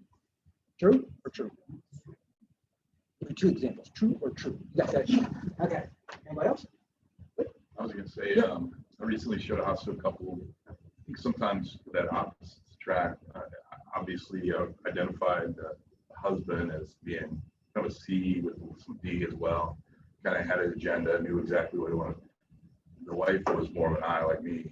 So I kind of used that a little bit to connect with her and let her then kind of reel him in to, get some of the points that I wanted to try to make for him. Probably a smart move, because if you've got a lot of C, he wants maybe more details than you're ready to provide too. Because it's like, man, he could bog you down with all of those facts and details. And you're like, I'll lose him here, but the wife can get to him. And as soon as I connected with her, it's like, then she was my advocate. Kind of brought in, and You can sense that, right? Oh, yeah. So take that, if a person doesn't know personality styles, those are one of the things, it's like, I think I'm a good judge of character. You sense that, even if you knew nothing about personality styles, you can sense that. And you gravitate to something that is, birds of a feather, flock together here, right? But then, when that bird has to talk to a different bird of a different species, that's a little different. So you let that happen. True? Good stuff. All right, next one, here we go. Welcome back. We're here to talk with Anna, Jesse, and Carlos about how they've learned to work better with their S coworker, Christiana.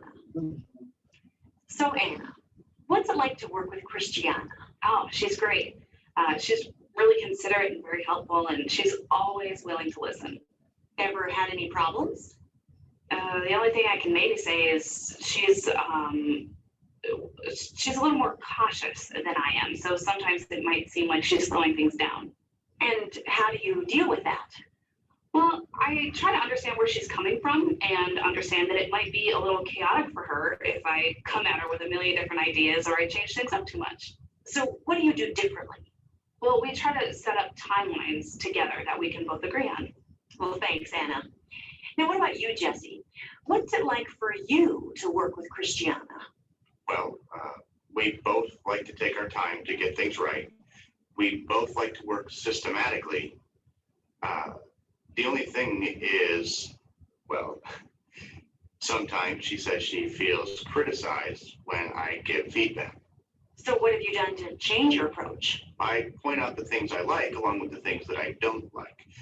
To me, it may seem like I'm just being logical, but I get it now that she might see me as being harsh or judgmental. Well, thanks, Jesse.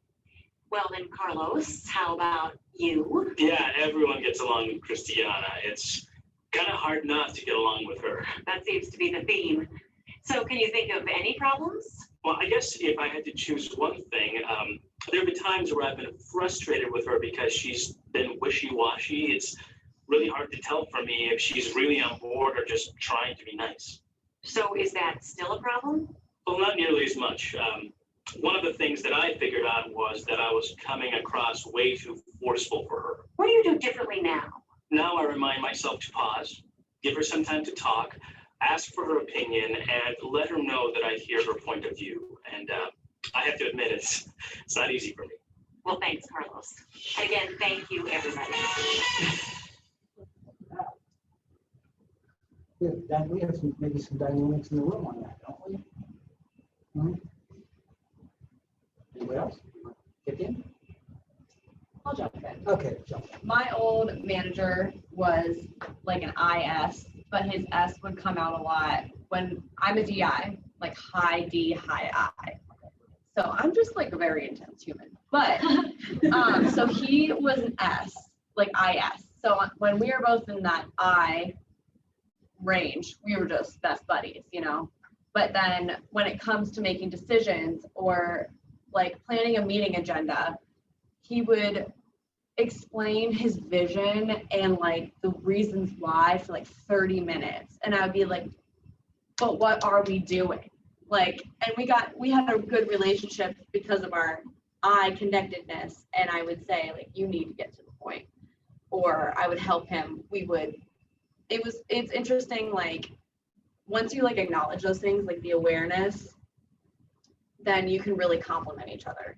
And so we would work really well together because he would provide the vision and I would provide like the structure and get it done. So it's very interesting. Yeah. I've learned from being, I'm a mortgage lender. I work with her at Cross Country Mortgage. So I started out in the operations perspective and then I moved to sales.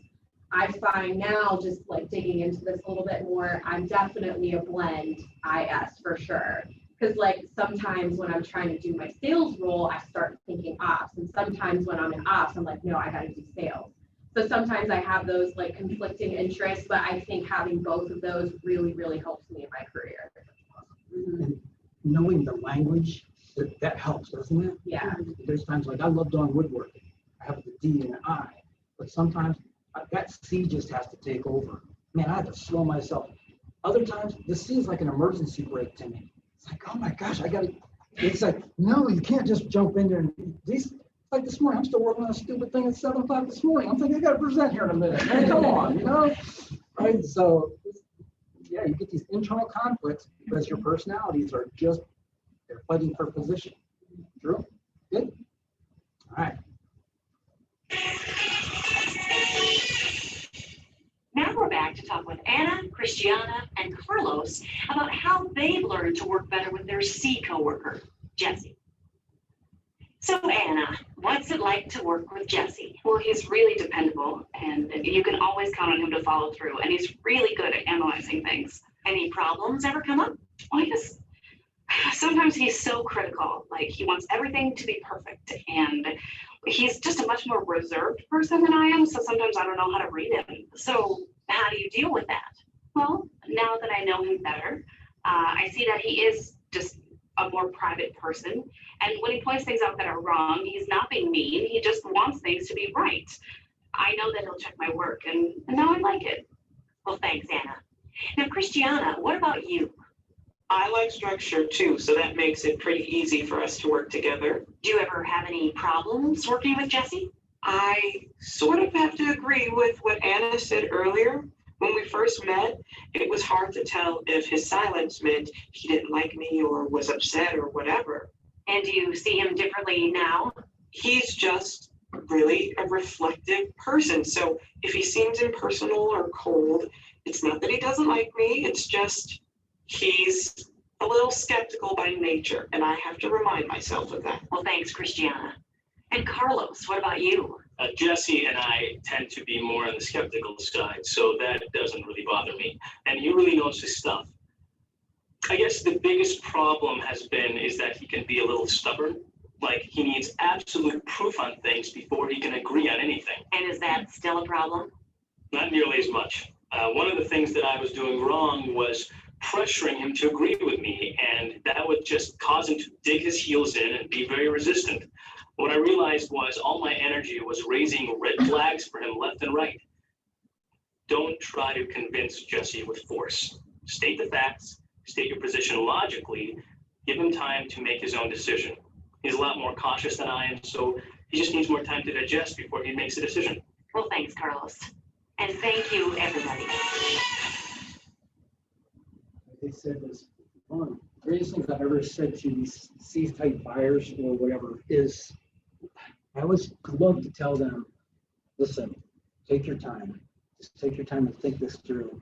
Because you need the time to process, and I get that. I'm good with that. I'm gonna tell you, that sets some of these, because I think there's a lot of of realtors out there that some of them are chasing money. They're putting pressure on people, and it's like, you cannot do this to these people. They have to have time to process, and just afford them that time. And I know when the market gets tough and you're thinking, man, you gotta have an offer in by later on tonight, that's where the pressure comes on for them, because they're not that pressure cooker type of person. So many times I would say, take your time and think it through, because once you come up to a thought or an idea, or you understand the concept, you got it. You got it better than anyone gets it, because you're going to think it and rethink it and rehash it and overthink it and everything else, right? So you're definitely going to have it. Just do me a favor, take your time. I'm going to tell you, you got a best friend for life right there. That just helps you. Okay. I have a good example this morning. I have a high C cellar, and the home inspector came up with a sump pump. He's disagreeing because he hears it come on. So they want it fixed. My seller's like, I'm not fixing it. It's not broke. We're not doing it. And he needs details about it. So I'm impatient, because I'm like, if he says it doesn't work, it doesn't work. Just it's a couple $100. Get over it. Matter of fact, I might just pay to fix it, because I just want this conversation to be over. So instead, I called the home inspector and said, will you call my seller and explain to him what about it is wrong, that you're saying it doesn't work. Actually, he just texted me. He went there and he showed him. The pump is working, but the water is all the way to the top of the crock, and it's too high. So something in there isn't working properly. And so now my seller's like, he showed me, he proved it, and now I'm going to replace it, which could cause a deal to fall through. So that's why I'm even bringing that up, because sometimes it's the personality of the seller or the buyer that needs proof. And if I'm impatient, which I'm inclined to be, we could have a problem. And the buyer could, I mean, I doubt it, but people back out about things for stupider than that. So now he's like, okay, I see what the problem is, and we didn't know because it's a sealed crock because there was a mitigation system in, so they didn't know the water was all the way to the top. So now they're gonna. What's that? That's a good example of that is. So I'm a really high C and high I, You which are. is very different. I feel different. We know you're different. That's why So this chair's one for of the you. things I learned was staff he would bring, or we would bring up something, and then he would go, because then I would go, okay, but, like, I would come up with all of the things that went with the thing, right? So then it became like kind of like a joke, like, what is the say about that? Which at times I felt like respected and heard, and then sometimes I was like, all right, I've got another thing that I need to say about this, but like, just like that guy showed, and I've never watched that show, but there's times I'm like, I have to get that off of the chest, or I'll dwell on the fact that I didn't say, which sometimes is bad in real estate because I'm so like cautious about everything that I do and say that I'll dwell on paperwork and situations, and all of those things. Some good times. But yeah, so I challenged Jose, which I think he liked. I think at times. People would say that we butted heads, but I think it was just more me. I don't know. I'm thinking, I'm calculating what I want to say. Made him slow down. I did, which sometimes there were times in meetings that he would then get up and like stand and put his arm, and I was like, okay, sit down, like let me finish. Like he'll get up and he's kind of like when he's done, and you can kind of. Well, he appreciates that in you because he's also a C. He's a DC or a CE. Oh, yeah. Oh. I think he's a C. Really? Oh. DC, I think. DC, whichever one it is. But that's why he's okay with those details. See, I'm not okay with those details because I'm a DI. And I'm like, will the both of you sit down and shut the hell up? Can we get done? And so he lets it go on with your details because that's the C side of him. Well, he would have stopped you from the first word if he wasn't letting you go on. So the 10 words you got out, you were lucky to get out. Right? Yeah, he's just the highest D, I think. I don't know, like, my order, I don't know what you are. ID. Come on. I don't know largest. No, I Mark's don't. an I all over the Yeah, place. ID, and my C is just in the basement. So those guys are. He's always smiling. Eyes are always smiling. Not always. But that's the Some days I have the rest of the face. Or like sometimes I feel like I have a really good personality. Some people think that I'm a snob or that, you know. Well, yeah. I'm thinking that, yeah. You know, I was never taught this, but I have learned to come to realize this. And I guess I usually do this demonstration where if we were to have the DISC map, and so you say, I'm a CI, and so you're crossing over. And then I say, well, I watched a person and it falls one way or another. So I'll see the CI blend with the S, or the CI falls to the D. It is so cool because when you pick up that third trait, it's really interesting to see how that works. Or the DS style, a little bit of DS style, and then they'll fall one way or the other. And it's never been taught that, but it's something that's come to my mind so often. Jovan, I know her be your step grandfather. Is that who that is, Richard? Okay, so we've been friends for 15 years. I don't know, and that's what I see in Richard. He has, you go to his house, he just likes his yard completely immaculate. But when he was selling, he's like 85 or 86 years old. When he was selling insurance, he was one of the best in his agency, was the best in the country. They nailed it, you know. We would be driving down the road, he goes, all these people are just waiting to talk to me. You know, he's like, I just need to talk to all these people. But then again, meticulous as heck. You see this massive CI or IC blend, CI blend, and then when I watch and he falls to the S, he has such a heart for people. It's amazing. So I love how that works. You know, it's interesting. Yeah, because not all that many people have those opposite blends. Right. You know, you're usually, you know, if you're a D, you usually have tendencies for I or C, and if you just go around the room and you see. A lot of times we would have people stand up when we did, and I'd say, if you couldn't be where you are, I'd like for you to point where to the group you'd like to be most like. And the majority of the time, it's either this way. It's hardly ever across that room. Once in a while, but it's just interesting how we gravitate closest to us. Yeah. Those are the people we can. It's like a pendulum. We can get there. You know. Make sense? All right. Let's see. I don't have time to get into case studies. This is kind of fun, but we don't have time to do that today. So for hints. Is this on your page? I think it is. Okay. Before you can be in authority, you must learn to be under authority. That is the hardest statement in my world. Oh my gosh, being under authority. Because we go through life like, how can I own this? I need to run this. You know, you want me to be under authority of what? Right? You know, it's just difficult. Yeah. For eyes, it's important to be noticed. Our eyes love to be noticed, but it's more important to acknowledge others. Right?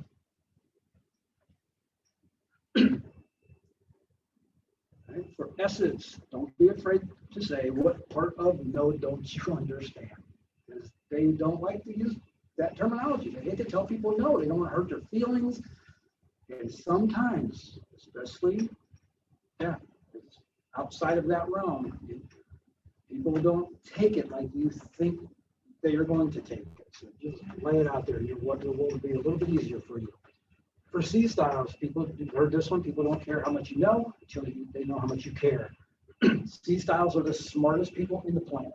They just have the brain power. I'll have them in a room and I'll say, how many of you people graduated like magna cum laude? You know, a bunch of hands. I'll look at the eyes and say, how many of you got graduated at all? You know, so have fun with my friends, right? Because it's going to make friends and have fun. I mean, that's what school is about.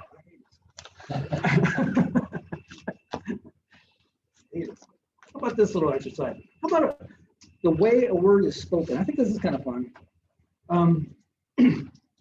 Like you could say, hey, nice shirt. Or you could say, nice shirt, right? Two different meanings. What if we took the word O-H, and we said it, everybody as a group, say the word O, as in, I understand. We're gonna say, as in, I understand. One more time. I don't understand. Surprise. Disappointment. Disgust.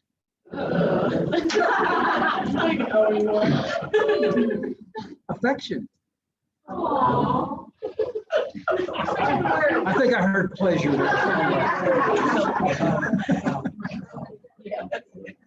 All right. All right. Teacher walks into this class and she says, class, you know that test I was going to give you today? Well, I decided to cancel that and put it off till tomorrow. Right? The C student says, what? Wait a minute. God, we've got all the structure in this class and all of a sudden you're canceling us on this? This is ridiculous. This F student says, oh, that's so sweet. That's so cool. Now everybody can do better tomorrow. We've got more time to study. You're such a sweet teacher. I love you. Great. The student says, you kidding me? God, I had so many things I wanted to do last night, but no, I studied for your freaking test. Are you kidding me? This is ridiculous. And the I student says, we had a test today. Right? Oh my gosh. Well, listen, I appreciate all your time and all your input. Hopefully this was helpful for you. Did you guys get something good out of this class? Yeah. All right, very good. I'm going to hand out, it's an evaluation sheet. You can give me Fs if you want to. That's all good and fine.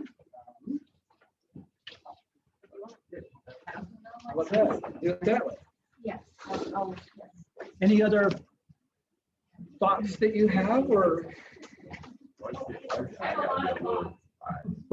that was part of what in it's called Everything DiSC in Minnesota, and I think that's how they distinguish themselves from that. It's from the company, maybe in school, you all remember Wiley Publishing? They made our books, our school book test. Wiley bought that company, and for whatever reason, that's their, because I think there's different versions of DiSC around. That was their little, it's a little different. Plus the eyes want to be different, you know?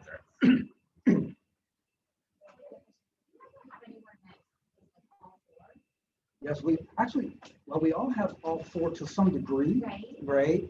But well, that would be kind of in that middle class, like in the middle. And yes, I've only seen that once. And it's very uncommon to see them all that close together, especially in the middle, in that average area. Well, but yeah, they're so cool to work with. But I think from that personal style, they just can't get motivated to do anything because anything goes with them. They're fine, you know, to a degree. Well, they don't get too wild and crazy, right? Yeah.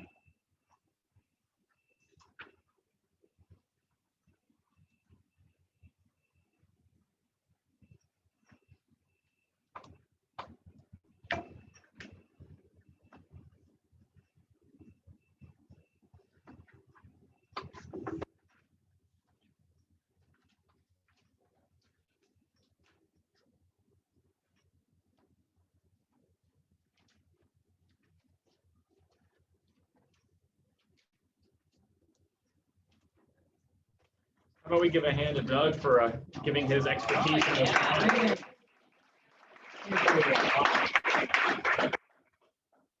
Very good. And I'm gonna have my little guy sing for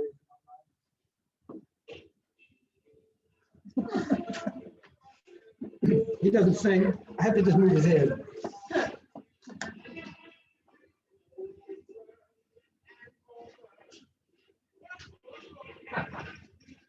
Oh, he froze up. He froze up. Try it.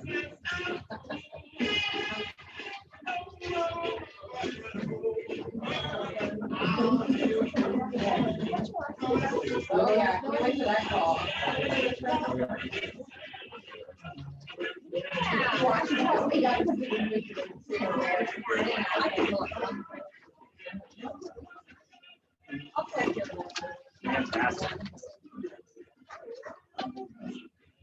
I'm better than my first.